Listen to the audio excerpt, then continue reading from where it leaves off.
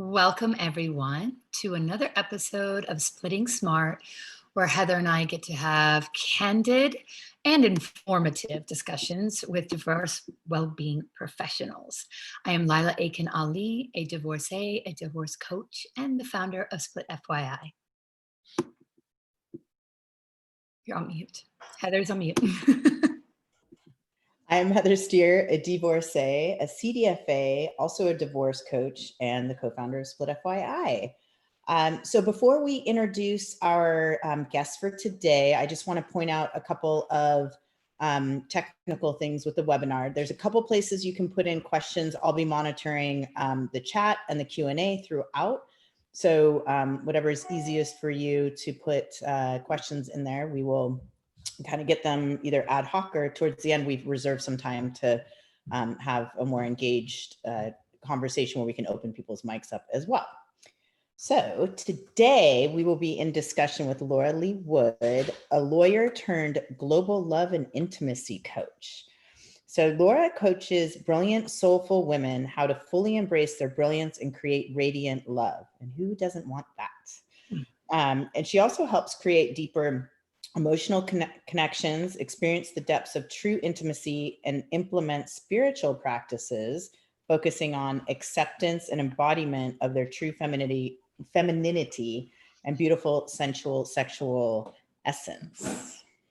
Yes, Laura offers boutique coaching programs personalized for each client using a variety of tools, including doTERRA essential oils, which I personally use and love, the Desire Map, meditations, and her signature Single and Over It online self-study course. Yes. These tools are coupled with coaching to help brilliant women explore new insights and depths for their sexuality, emotional intimacy, spirituality, as well as confidence, both inside and outside the bedroom, as they build trust, love, and pleasure in their relationships. And in today's discussion, we will touch point on dating coaching and what that means and how a dating coach can help and work with you, but also about the 5 languages of love and the 3 different attachment styles. Welcome, Laura. We are so grateful that you've taken the time to be here with us. Yes. Yeah, thanks for the intro. So yeah, let's get started. When we talk about love languages, what comes to mind for you? I mean, at first, when I first heard the terminology love languages, I literally thought it was the words you use when you're expressing your love, right? So that was the first thing that I thought of. I was like, oh, right, makes sense. Like, do you use I love you, or do you say lots of love, or do you say I really, I kind of really like you, or how do you say it, or how do you express it verbally when you love someone? That's what I thought. Okay, and that's one way that you can express it. How about you? When you think of love languages, what was your initial thought? For me, it's that the touch, the verbal, the acts of service. I think I've read the book, which I love, and we're gonna put some of the information into the chat for everyone because we're sharing lots of good resources around this. But and I always think of the inbound versus the outbound, how I like to express my love for someone versus how I feel loved by someone. So yes, that's what it's all about. So I'm going to get the book out. In the book, there's several versions. There's one written for teens, one for singles, one for married couples. And so today, I think this one is, the 5 love languages for singles. So if you're anything like me, you'll see this and you'll know when you go to the store, okay, this is the one of the 5 varieties that I'm supposed to get. And this is by Gary Chapman. I realized there's multiple versions. Yes, there are. Yeah. There also parenting. There's 5 languages for parenting as well. There's quite a few. Yeah. Mm-hmm. There are 5 main love languages. They are words of affirmation, quality time, physical touch, receiving gifts, and acts of service. So, this comes up often in dating when and I tell my clients and I work with them, like, let's discover what are your love languages, because many people who have been in marriages who didn't read this book before they got married weren't familiar with the concept, or even if they did, it didn't really play out. They weren't being fulfilled in so many other ways that love languages didn't even kind of factor into the way that they were living with one another. And so, love languages is a way that you can show love. It's your preference also of how you prefer to receive love. And so, it's important to be able to understand your partner, someone you're dating, how they prefer to receive love. Because if you're not talking in their love language, if you're not meeting those needs, then they're not going to feel like that you're all that compatible. Or that if you know, like, and here's the thing: once you share um, what your needs are, and then they're not following through and meeting any of those, then you're like, well, they know what they are, and now they're making a choice to ignore them. So, for instance, words of affirmation. So if you tell someone, I really need like that daily point of contact to stay in touch, to feel affirmed about the growth of our relationship, you're not getting that, then for you it's going to feel like, okay, he's not meeting the one need I've given him that I need met. The other piece is you have to ask him what his love language is. So, and I think that, a lot of people feel like with men, it's physical touch, and with women, it's words. I've met a lot more women who have, who really value acts of service, especially single moms. Men who will go get groceries or send flowers or do sweet things that take something extra off their plate. In addition, with the men, most of the time, even if especially when men are really ready to find a wife, sometimes it's not just that physical touch they're looking for, it's quality time with someone, quality time to deepen an emotional connection and deepen to really see if there's some compatibility in their relationship. So they're not just ways that you show love here and there, it's a way in which you operate within a relationship to show love. Now, women are really good at expressing how they feel about a man, men not so much. And I work with men and women. So I have the men ask the woman, explain his love language and ask what hers is. And then he comes back to me and we gather the data, and then she'll say, okay, well, it's whatever it is. And we work and we try to come up with ideas. So small things like sending her a card and writing in it, or picking out if she likes gifts, ordering a bottle once a month and having it sent to her house as a surprise. Sometimes doing those small things really add up. Something, raking her yard, mowing her yard, an act of service. That's one less thing she really has to do. Some of the other things may be that that quality time for her is important as well. And so it's a really important thing to understand how he desires to be loved and how you desire to be loved. And if you can meet each other's needs in those ways, it's deserving of a conversation. And most adults dating in our current society are familiar with the five love languages. If you aren't, you can simply go online and take a test and you can learn more about it. You can figure out pretty quickly what your main love languages are. Usually there's a top one and then there's a second one as an alternative. And they can change and become more fluid. I'll admit that I was really insecure when I first started dating after my divorce. And so my needs shifted away. Initially, it was very much words of affirmation. And the more I dated and got into a relationship, then I really began moving closer toward, physical touch or quality time with someone, because I wanted to really invest in someone who I knew I could build a lasting relationship with, but that didn't need to be affirmed all the time. That I had a way of doing that to myself. I didn't need to sneak that from anyone else. I didn't need to expect for someone else to give those things to me, that I had learned to be able to fulfill that need myself. Now, I have a question around this because this is interesting. When do you think is the right time to have that kind of discussion when you're dating someone? Because I would assume, and right off the gates, and when you're just dating and you've got a couple dates in, it probably isn't the best time to have that conversation. But I could be wrong. You're the expert on this, because maybe they're not ready to hear it, or you kind of have to kind of suss them out of where they're at in the relationship before you even present something like that, right? What's a sweet spot? What I teach is the courtship model. So instead of drinks or coffee, you're actually going on real dates. I think you get 4 or 5 dates into it. You're spending quality time together. You're going to dinner with someone or you're going on activity with someone. You're really getting to know them. I think it's important if you're trying to determine compatibility that you know what his love languages are.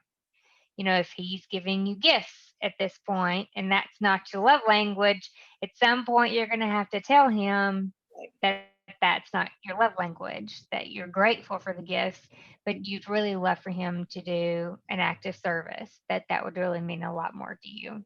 Right. So I think it's that kind of when you're moving closer to exclusivity, when you both know you want a relationship, you both know you're a good match, it's important because you want to make him happy. Like you want to do things that strengthen the emotional bond that you have.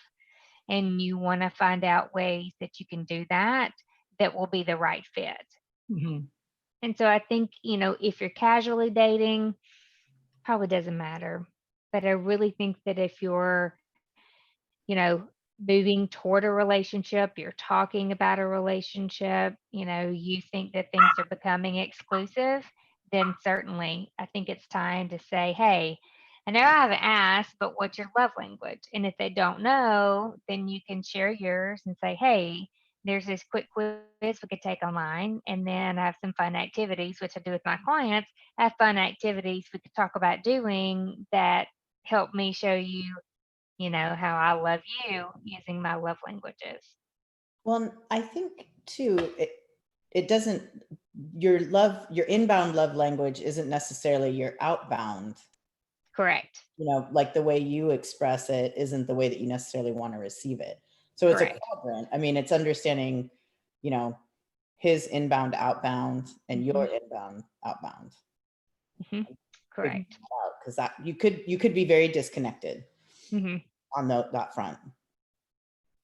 And I think that's why it's important to figure it out. I think the first 4 or 5 dates, usually people are starting to decide whether or not the relationship's going to really progress. I think that's probably not a bad time to start asking questions to see what is your love language. And how important do you think it is actually to do this test even before you're dating? I mean, I think it's an interesting exercise, to be honest. I mean, I did it, and I know that, I was actually quite shocked sometimes because what I thought is something that I needed actually didn't come out when I did the test. And then I thought about it for a while. That's right. That's where I'm at that moment. And again, because I was thinking of me back in, maybe 10 years ago rather than me present. So, Right. so it's quite important then for people to do it. Anybody who's deciding to date or getting out there or, I, especially nowadays, there's these different modalities of dating where people are very hesitant and scared. And what do you think about how important this is? Like even when you're putting yourself out there on a dating site or whatever, it's just to have this knowledge, right? I imagine it being something super important to do to help It you. is. Yeah. And some people will put it in their profile, which is fine. Well, Some interesting. people may not. I don't, and I don't put personality testing results in my profiles either. My thought is we got enough science running around here. Let's just get back to kind of human basics and how humans interact with one another. And so, I know people are wild about the Enneagram. I know that that's important to some people and they want people to understand their level and their wings.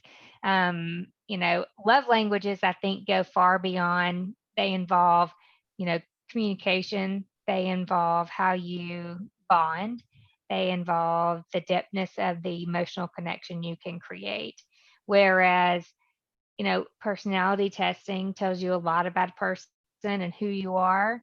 And the Enneagram, I think, is making an ongoing argument for how it can really help when it comes to relationships and compatibility. But for right now, I think, what? Find the Enneagram for people who may not be aware of that, who haven't pursued this, Yeah, so the Enneagram is a test.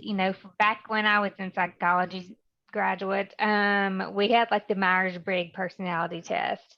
And that has remained to some extent pretty popular. And then I would say 2 or 3 years ago, they had the like ENJ, and I don't remember exactly which test that was, but there was an abbreviated test you could do, and you would get the 4 letters, and that would kind of tell you. Remember? Yeah. Myers-Briggs, like the extrovert, introvert, intuitive. Yes. Okay. And it's like a shortened version. You do the little quiz online. And then Enneagram is the new kick. And it really it focuses a lot on, I find it quite complicated, to be honest, but it asks a lot of questions, and then it puts you in a certain, like in a circle, there's numbers, and then there's these wings. And so it is a type of personality. It is things you're drawn to. It is difficult, I think, even for me to pinpoint the explanation. I have studied it, but it is not something that I teach necessarily. I've studied it enough to understand. I show my clients are explaining to me. Clients tend to, and I will say this, and I don't necessarily encourage my clients to get too deep into psychological testing of this nature, because they can read too much into it. And then anyone who's not a 4 and they're a 1, then they're just like, no, we're completely uncompatible. That's So interesting. there's a lot of doors that get closed, and a lot of people lock down on that number and those traits, and there's no room for expansion. It's like reading a zodiac sign, I mean, I don't know how many times people are like, oh, well, if you're an Aries, then you can't absolutely not date a Gemini. It No, feels, wait, it's like all these crazy things. That happens to be my relationship.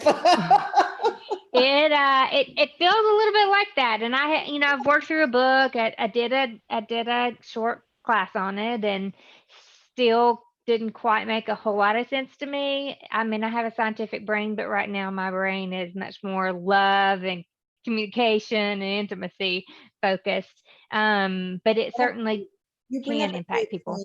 Like, you have to be flexible around a lot of these Right. things. I think the love languages sounds broad enough that it creates some space to float in between, and you have more of a major and a minor type of language. And that's, probably why some people don't even go down that path at all, to look at their Myers-Briggs or Enneagram, or it's all that gets very engineered sounding when we're talking about love, which should be a little bit more organic and energy exchange. Right. And I think part of it is that you need to leave space and room for being, instinctive. I mean, like, let's not kill that part of you. Right. I think that is, and I think the intuition is a huge aspect. And I know that, I mean, listen, our intuition can be wrong sometimes. I mean, I'm not saying that it's always 100%, but deep down inside, if you really learn to kind of listen to that, understand yourself better. And that's why I love the 5 languages, because it really does make you understand a lot of like your history, how your parents have treated you, how did they show love to you, your ex-boyfriends or girlfriends or whatever it is, all your friends, like all the layers of how love has shown up for you in your life. And that's where it's accumulation of everything. So, and like you said before, it can change it depending on your circumstance and your situation. There are needs and desires that you have that kind of fluctuate. And I like that it's not so okay, this is it and this is how I am. And if I don't have somebody buying me gifts all the time, then I can't be with them. No, Right. it's also learning how to communicate that in the best way possible. Um, I I wanted that maybe leads us into a little bit of the attachment Mm-hmm. side of things. So can you explain to us a little bit? I know touch point because I know there's whole books Sure. on that and we're going to put those in our show notes, but Yeah. um, Absolutely. And I had one other thought when you were finishing up that conversation about love languages, and it will come back to me. So okay, circle don't back on worry that. about it. I'm not done Yeah. with it.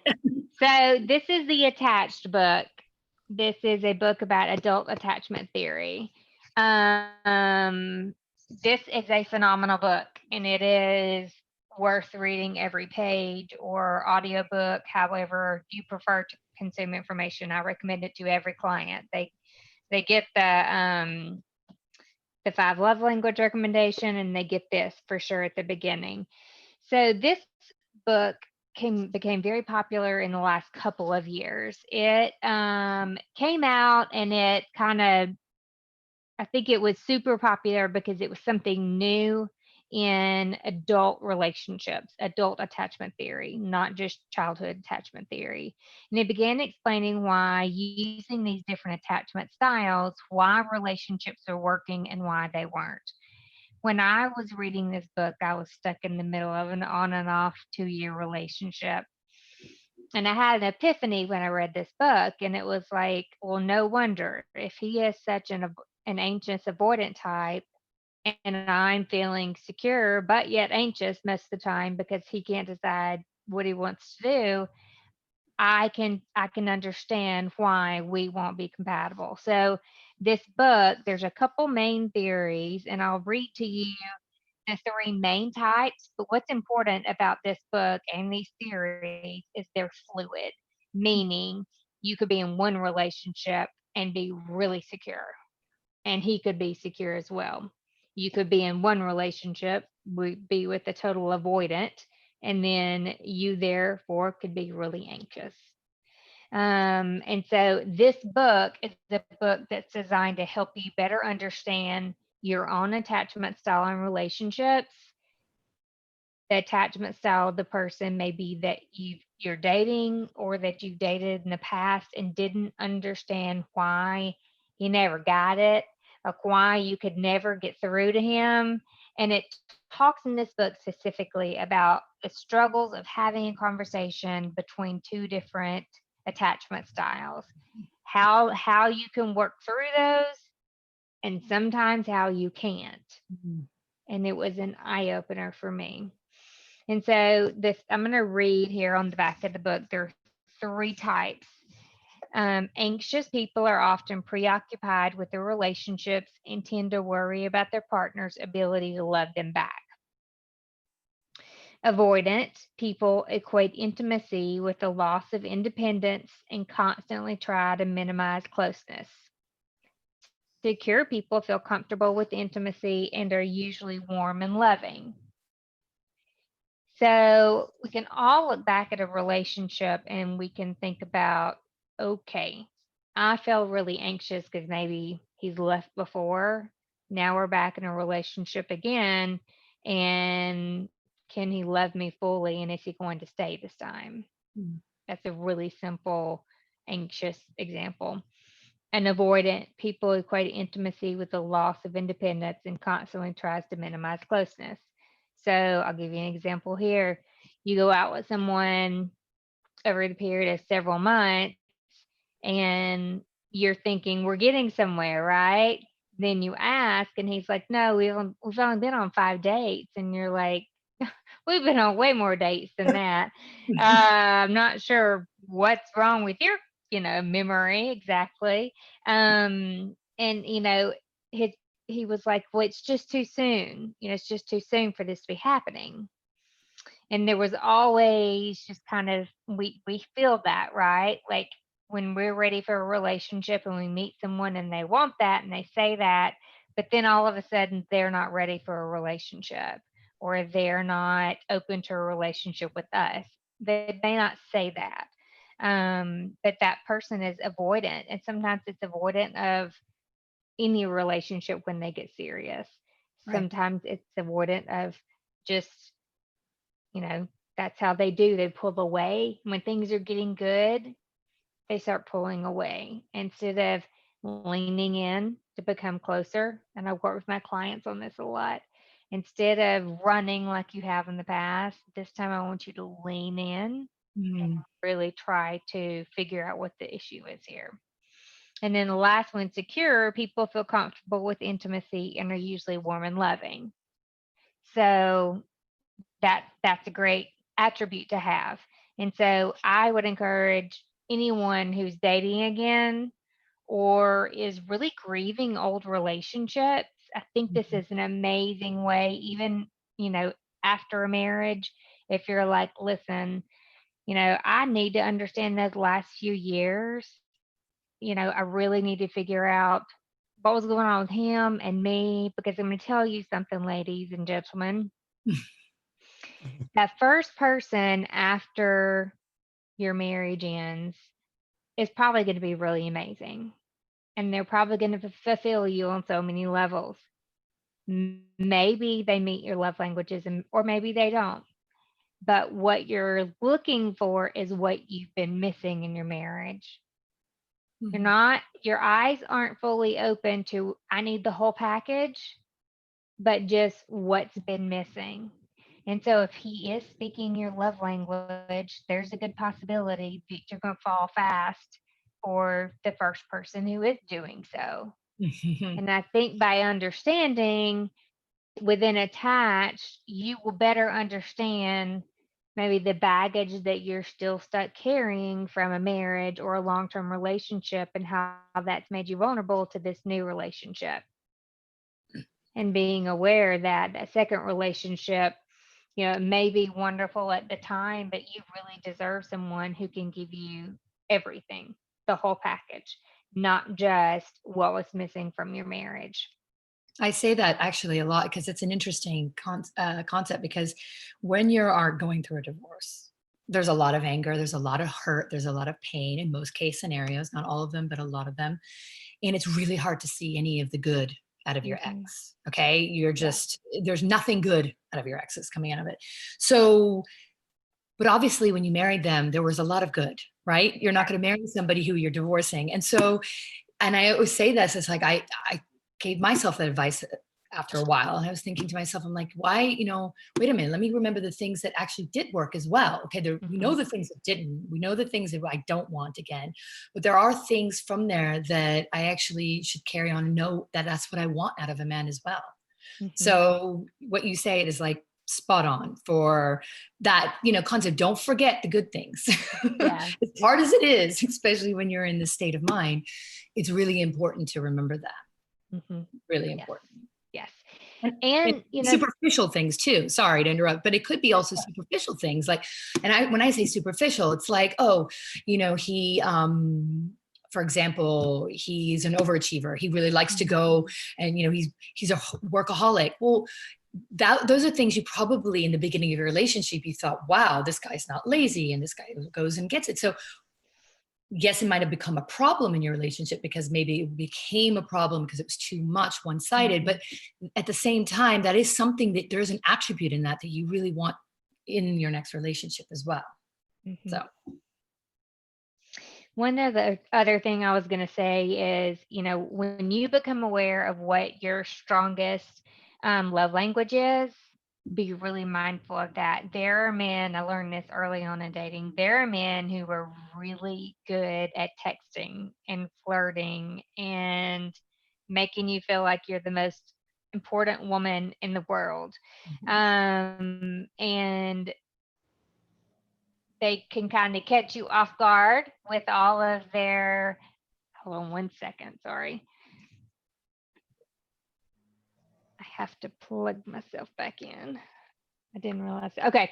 There are men who are really good at talking and keeping women entertained and connected because they're good at keeping women sort of intrigued and connected. And so just sort of an FYI. If you know that that's yours, know that if there's an amazing guy who may not have the best looks or the greatest job, but he can talk and you feel like you're the best, most beautiful woman in the world, that may be him talking and that may be his greatest skill. Right. And that's what you're falling for. And so, we've all been there, but looking back, and I even now with clients, I'll see that. I'll say, okay, he talks a big talk, he meets those emotional needs by talking. What else do we need to take a look at as far as building a healthy relationship? What are the other components we need to look at? For sure. Yeah. So I wanted to throw that in there. The good No, talkers. the talkers, I mean, I think there's also female talkers as well, because I have somebody that I know who's experienced that, when he was dating and, 5 dates in and, she was completely giving him more compliments than, he thought it was a relationship. And then the next thing he knows, it's over. And so he's like, I don't know where that came from. And it's kind of like she built him up. And then all of a sudden, like, no, we're not aligned. And it just pulled away. And it was like shocking to him. So again, it can happen on both sides. It is more male centric in that regard. Because I think women do find it hard to just do the talking. We do it out of actions, a lot of actions, right? So that is very interesting. And it is something to be aware of for sure. Yeah. Okay. Next question. What's next? I want to go back to something you said earlier. You said your practice tends towards a courtship style. So can you go a little bit more into that? I love this idea because I feel like a lot of society, we tend to sort of buck against some of the traditional female male roles. And I mean, and I tend to be probably more balanced. Like there are roles for men and women. And sometimes we have them, they're more blended and mixed and dual income households and all of that. But at the same time, there's certain things that my man does for me and it works, right? Like that, I'm okay with that. And I liken it to that idea of courtship and courting someone and, and men like the chase and women like to be chased. So, I mean, I want to go a little bit more into when you said that, I was like, oh, this isn't right. Yes. So I actually teach a modern courtship model when I work with clients, and that's something in Single and Over It as well. And it is, I teach my women, when you come to me to find the love of your life, you come to me, you're ready to find your husband, start a family. We're no longer available for casual dating. We don't do drinks, we don't do coffee. Like we're going to do a profile. You're going to put yourself out there as a woman who is ready to meet a remarkable man, and you're only available for dinner dates or event dates, so that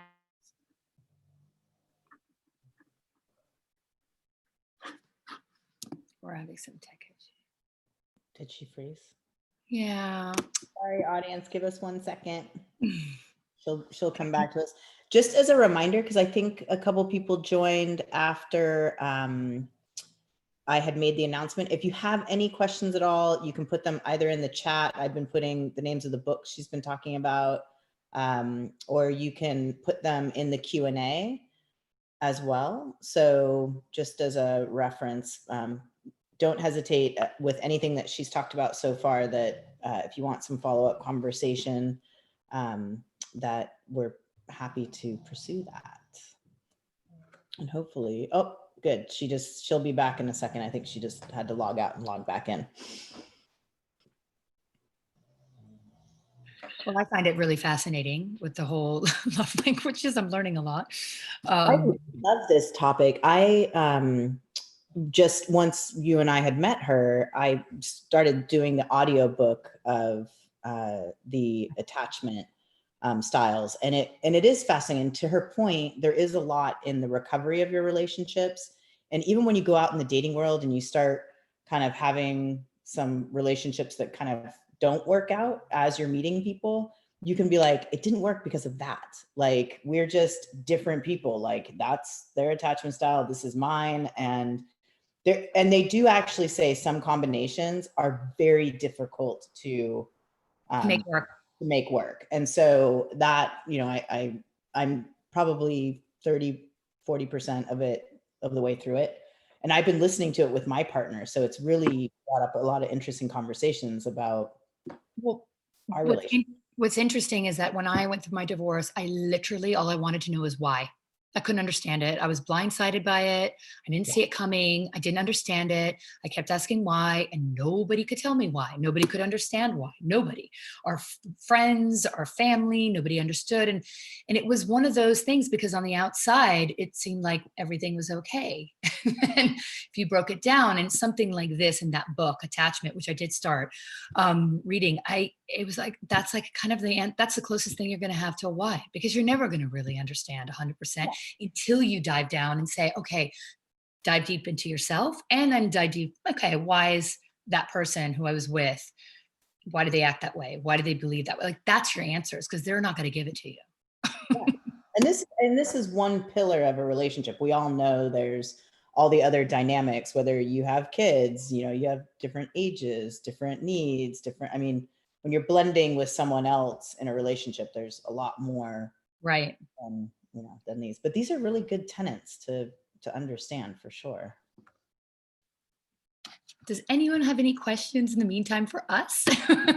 We might not be the dating expert, but she is trying to get back on. So sorry. Oh, she said that she's trying to get back on. I think she's having internet issues. Oh, we're so sorry. If we're not able to reconvene on this particular talk, we can definitely have her back. And you guys can send questions in advance, and you know, we can always have another one.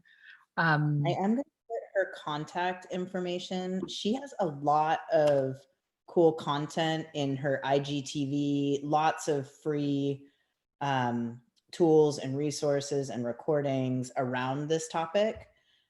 So that's her email. And then her IG is at Love Lifestyle Coach Laura. And her website is lauraleewood.com. And she's so fun. The work she does is so cool. Yeah, she's great. Yeah, I think that she might be having an issues to get back on. Is she in the weather area? There's some bad weather happening. So in the meantime, if you guys, maybe even if you want to put in your chat, if you'd be interested in listening to her, or there's something particular topic, and did you find interesting the 5 love languages, the attachments, getting prepared on dating again? That's a whole. I want to talk for a second about world. I want to talk for a second about the idea of when you are putting yourself out there in this courtship idea. It's like, I love the idea of sort of putting yourself on a pedestal. Like, I'm not out for the casual drinks, and, you know, because I totally put myself out in the internet dating world that way.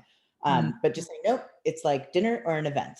And that really, I think, raises your caliber. And it also forces that person who's out there in the internet dating world, or whatever app dating world, to also step up to that level. I mean, I think that's actually 100%, because I know some of my guy friends who are in the dating world, and they have like coffee in the morning, a coffee in the afternoon with somebody, a lunch date. I mean, 3 dates or 4 dates in a day. And so why would you even give them the opportunity? Which I think if you're demanding these, you know, that is an interesting concept. Or you want to be in the top tier part. You want to be at the dinner time. You're not at the right. It's like dinner or an event. Okay.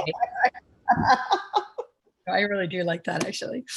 All right. Well, I think I'm going to just check in really quickly with her before we. Yes.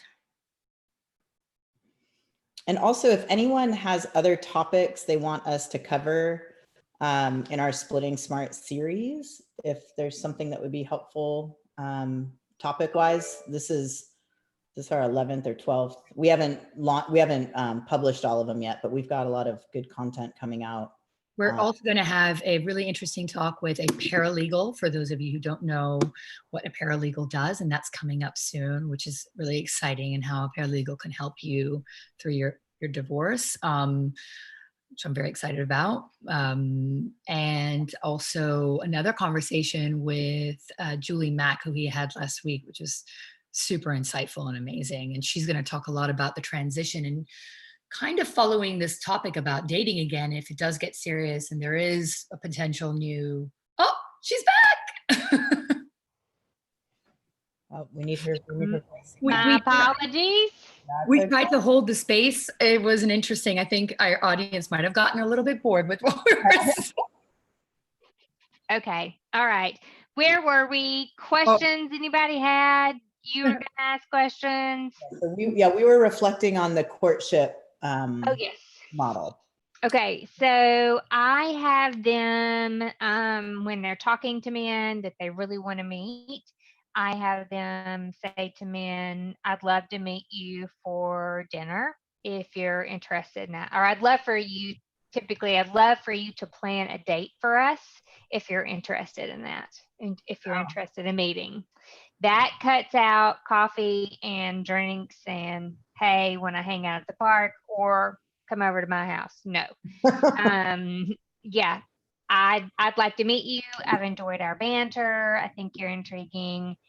If you'd like to plan a date for us, I'd certainly love for you to do that.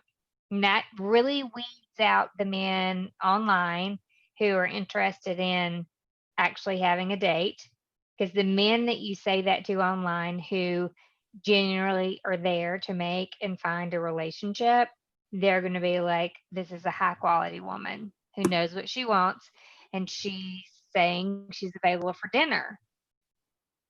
And then the guys who kind of run when you bring up the fact that, hey, you're welcome to plan a date for us, they kind of, if they don't respond, then they don't respond. You've got that information. You're not wasting a lot of time. And so that's what I tell them to do. And then typically I tell them the first 3 or 4 dates need to be in public, that they really need to spend some quality time getting to know these men outside of either one of their houses. What do you say when, because when I was online dating, I would get really nervous. Like there was these men that legit wanted to come pick me up at my house, right? Yeah. They were probably the more gentleman type people. But then I was like, oh, I don't really want you to know where I live. Like, I don't want you to see my house. Right. Like, I'll meet you. I'll Uber to you. I tell my clients to either Uber from their house to where they're going, or drive somewhere. And if they've had too much to drink, then to take an Uber or something home. But don't put yourself in a place where you're going to be in a tempting physical, sexual relationship before you had planned, or before you guys had discussed exclusivity or anything else like that. Right. So the women, and the women who were looking for husbands and the husbands who were looking for wives, they were good spending that time getting to know one another, and then, it kind of switched to spending the weekends together.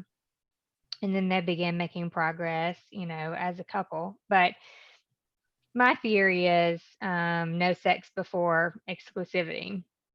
Right. Mm-hmm. And that's just for people who want to get married again, or want to have a life partner. It doesn't have to be marriage. Are looking for that, right? Or do you tend to tell everybody that you work with the same thing? What if somebody came to you and said, you know what, I just want to feel comfortable dating again. Yeah. I not necessarily look for my life partner, but I just want to feel good about being with the opposite sex, because I have been, I don't know. Maybe you weren't appreciated. Maybe or you weren't appreciated. You didn't feel good. You felt, horrible about yourself. Self-esteem is completely low. You just don't want to even put yourself out there.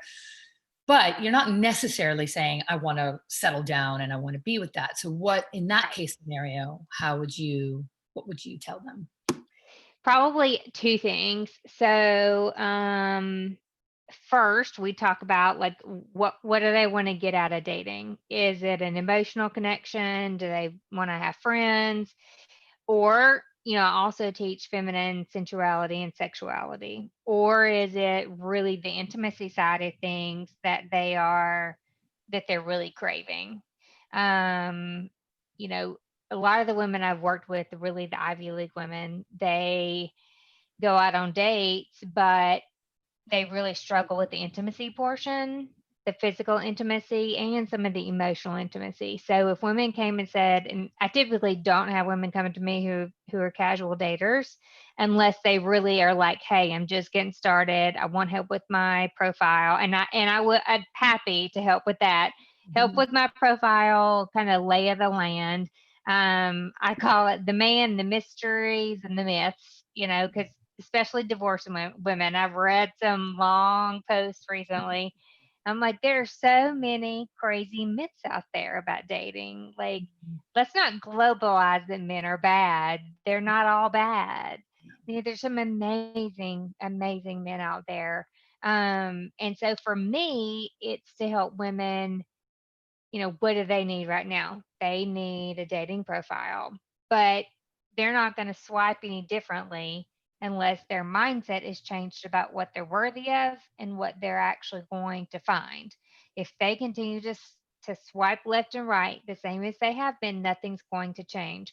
So there's got to be okay, are we doing this to pass time? Are we doing this to just wait on somebody else to come around? Like, what's the reason it's taking us so long to accomplish what it is you want? And, do you really want a relationship? Mm-hmm. And a lot of them will say, yes, I do want a relationship, but I don't even know where to start. I don't even know how we could make this happen. Yeah, or conceptualize it. Like I think part of that is that vision and understanding. Mm-hmm. And again, I'm not an expert at this, but I know when I talk to either my clients or my friends even who are dating, and part of it is I say, well, what kind of relationship do you want to have? And that goes back to, and I think this is a great place to kind of wrap things up, because Heather, you and I had talked about this our last time, is that whole concept of dating yourself. And understanding what it is, like what would make you happy, what kind of person, what kind of person are you when you're with yourself? Like, well, I how do you? call it the dating detox diet. I love it. I love the dating detox diet. Tell us a little bit Yep. more about that. I think this is a Yeah. great. The dating detox diet is when dating's no fun anymore. You're not getting the matches you want, and it's way too stressful. So instead, I tell women, stop, stop with swiping. I have to have a commitment for 7 days minimum. Stop swiping, no dates, no flirting. What I want you to do is to book something every evening that you enjoy. Reconnect with friends, go to the gym, call your parents, get together with your brother, hang out with the next door neighbor every single night of the week, because we can get caught up with online dating and feeling like we're not worthy enough. And if we just swipe enough times, we'll find some man who thinks we're all that. We have to believe we're all that before he's going to believe it. And that's going to show up in our photos. It's going to show up in the way we communicate and the way we present ourselves and how we show up on that date as well. And so the dating detox diet, I have women journal during that. I have meditations I give them to really focus on, okay, this week I'm not going to let dating get to me. That's not something I'm worried about right now. I really need to focus on things that bring me joy. And I tell women during the dating detox to order from Victoria's Secret or their favorite lingerie place to get new bras and panties. No one will know that you have them on but you. It will make a difference in your daily life. Buy a tube of new red lipstick. And because we know there's not going to be a lot of touching this week, you need to book a massage, Yeah, you know, I love to that. spend the day at the spa. But it's about a woman valuing herself enough to do this for herself. Hmm. And every woman who's ever seriously done it has come back and very shortly thereafter has attracted someone incredible into their life. Oh, I believe that. I really do. It's like you just, it's kind of like when you just remove yourself from kind of the madness, because it is a bit of a madness, right? It's, Mm-hmm. the dating frenzy, and Yeah. especially when you have a plethora of people to choose from when you're on an online dating portal. Well, and there's Um, endorphins that come out of that. I mean, when you're connecting all the time, you're kind of feeding this, that when you first start a relationship, there's that whole honeymoon period. You're constantly doing that with these people, Yeah. and when you're on these apps, I mean, I see people and they really are addicted to it. Like my Yeah. girlfriend, like I would never even put her phone down. I'm like, can we just hang out? Like, I'm not doing that. Like, I just want to hang out with you. Either that or she'd give me her phone and I could do it then too. But Yeah. No, I totally get it. well, I think that's a very inside. I love the dating detox diet. I think, well, I think, to be fair, I mean, you can use that even in you're in a relationship. And so if you're in a relationship, if you're not in a relationship, if you're trying to date, whatever it is, but that kind of energy that you're giving yourself, and giving yourself that like 7-day, 10-day, whatever it is, but 7 days is great because it's a whole week of time for you and dating yourself and giving yourself that pleasure that you seek. It really makes a lot of sense to me. It really does. In And it everything works. in a relationship, because a lot of us, and I was saying this to you earlier before we got on the webinar, a lot of my married friends are calling me because all of a sudden I've gone from being a divorce coach to sometimes a relationship coach, because they're like, we might need your services. No, let me talk you down off that cliff. Let's rethink that. But they're, essentially, even in a relationship that you've been in, you have to kind of reinvent it, and you have to date again within it. Yeah. You got to figure out what it is that you want, because you get complacent, 5 years in a relationship, 3 years in, 4 years in, like, are you what you want, but like, how are you getting it? Are you waiting for the other person to give it to you?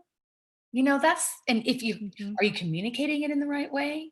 Are you showing what your needs and desires are? Are they not being met? Well, can you also do that for yourself? Can you give yourself that detox? Can you plan every night for 7 nights to do something for you, with or without your partner? Doesn't matter, and those are things that I think are really essential to do, even in a relationship. So No, I love it. totally agree. It's great. Yeah. Well, if anyone have any questions, you can pop into the chat. You can also raise your hand. I can take people on and off of mute as well if someone feels more comfortable having sharing it verbally rather than typing it. Anyone?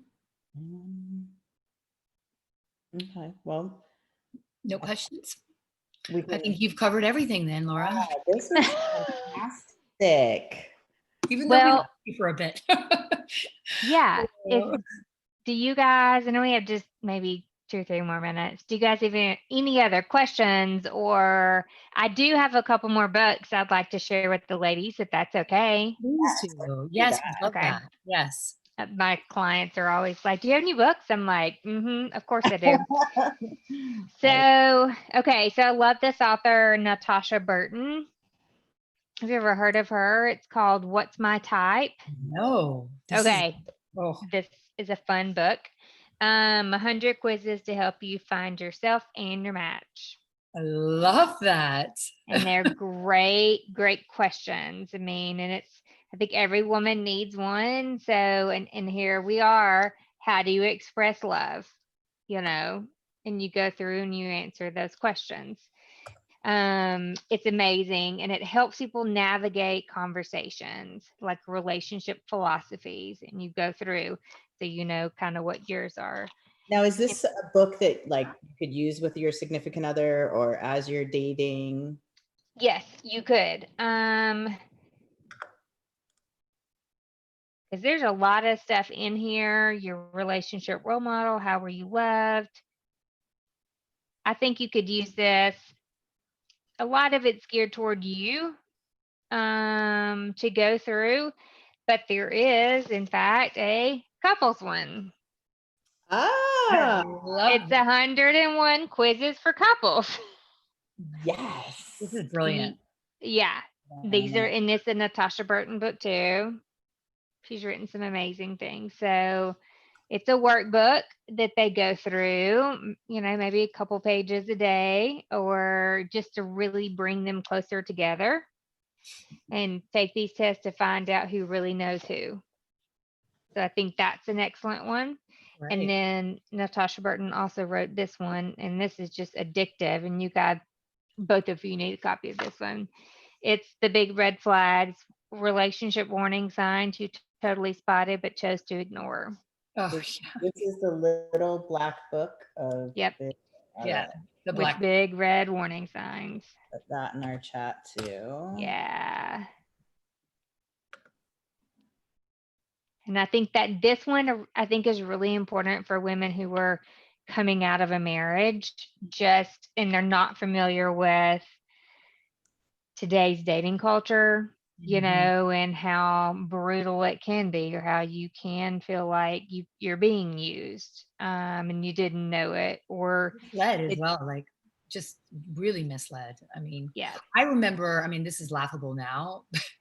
I remember going on one of the dating sites for like 2.2 seconds, and because I'm not tech savvy at all, but I remember like some of the guys who were interested in me. One of them who I actually met out, for a lunch, was not what it was on the picture. He was not the same person. Like, he put a different picture up.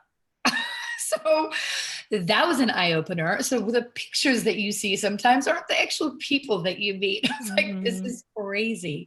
Yeah. It is an eye opener. Let me I tell you. see that happening both directions. Like I Mhm. spend a lot of time monitoring different, groups, and I see that complaint pretty regularly with people going back to online dating. Scary. Yeah. Mine was probably too honest, maybe. I don't know. Yeah. Online dating. Well, thank you for those amazing, insightful books. I can't wait to get them all, actually. You're welcome. Yeah. And dating after divorce is, it's a process, and there's a learning curve. I just encourage you, surround yourself with professionals. If I had someone like myself or like you guys when I was going through my divorce, I think my experiences would have been much better, because I would have had an idea of what I was supposed to do and how I was supposed to feel. And I probably wouldn't have made the same mistakes that I did make. Mhm. And, would have been able to navigate the dating world with more confidence. But I power dated that first year. I was determined to learn all I could about it. And I did. And I think that has served me well, in working with women to help them find love, and Right. working, in the area of relationships. So I've enjoyed this talk, and I'm glad we're all able to be here tonight. So thank you. Oh, thank you. Thank you so Yes. much. Signing off. All right. Hey, Oh, we got some questions. it's Oh, so yeah. to hear us talk about the mistakes we've made. The vulnerability is a gateway. That is so true. No questions. I'm doing things for myself right now. Good job Good. doing it for yourself. That's date yourself. Date yourself. We're strong believers in that. Mhm. I think even when you are in a relationship, doing things that you want to do, because I think you tend to constantly be negotiating like what your evenings look like, or what, Mhm. and then one person tends to probably get their way more often. And sometimes you just have to be like, look, this is what's happening, or, hey, it's your night to plan the date for us, or my night to plan the date for us, or, Right. I think it's advice for, every evolution that you're in. Mhm. Agreed. Yeah. Thank you. So I'm going to stop the recording now. Okay, perfect.